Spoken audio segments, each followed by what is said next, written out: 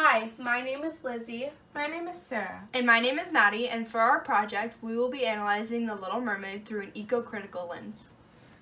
The first thing we need to address before delving into our analysis of The Little Mermaid is to identify what an eco-critical lens is.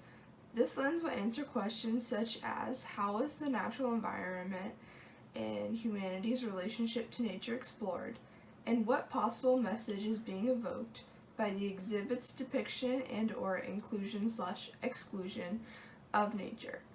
In total, the eco-critical lens analyzes the relationship between nature and the man-made world in correlation to events taking place in the subject, in this case the subject being the Little Mermaid. In the song Fathoms Below, the non-mer people are describing the ocean as being a mysterious entity, as can be seen by the phrase where King Triton is king and his mer people sing in the mysterious fathom below. The non-mer people have an assumption of what the underwater kingdom is like without having any actual knowledge about its environment. The Fathoms Below song also introduces the idea that the ocean and the society is being judged and described by people unaware of its complexities and the fact that there is indeed a society existing in such a mysterious place. Now we'll be looking at the differences displayed in the scenes that were under the water versus being on land, especially in the beginning of the movie. The castle under the sea was depicted as foggy and dark with calm blue waters complementing it, when the castle on land was highlighted by the sun and had much more lively colors compared to the sea. Then we take in music.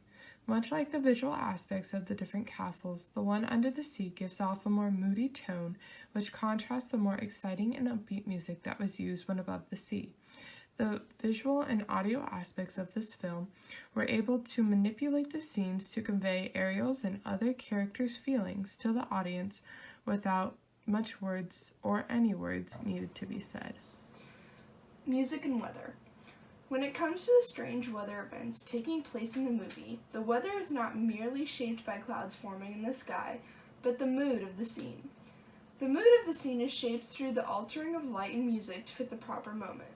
For instance, in moments of distress, such as seen on the left side of the screen, the music becomes harsh and dark along with the colors becoming much darker shades.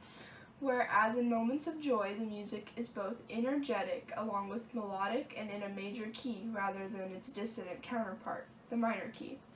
In short, the mood shapes the storm and the storm shapes the moment. The pace of the music also is a contributing factor to building the scene, in that faster the action is, the faster the pace of the music is that accompanies it. Tunnel vision is a theme that occurs multiple times throughout the entirety of The Little Mermaid. The first time tunnel vision is employed is when we are first introduced to King Triton's castle and his kingdom, having the castle be the center focal point of everything that's happening, with all the fish and the mer people going to it as its source of inspiration, and it represents how nature is manipulated to suit the needs of the man-made world. Another example of tunnel vision is in Ariel's Trove, when the sun is shining through from the land above the water, and it's exemplifying everything that's important to Ariel's life. And it just is another example of how nature is used to identify important features in characters' lives and in things that the characters find to be important to them. Ursula's lair is much different than any other place in The Little Mermaid. Prince Eric's kingdom shows how nature can be integrated within a society, whereas King Triton's kingdom represents how nature exemplifies and not only is incorporated but also used to shape its environment. However, Ursula's lair is the only place where nature is the sole environment and is the sole thing that creates buildings and, well, there's no buildings in Ursula's lair, but it's the only thing that creates something that Ursula uses to enhance herself. For example, her garden is full of the souls of the people that she has stolen. This represents how she will use those souls for her own, not only her own good, but as decoration. And for when we first see Ursula's lair, it's a skeleton of a fish, and Ursula's lair just represents how nature is used in such a different way than in most places in The Little Mermaid.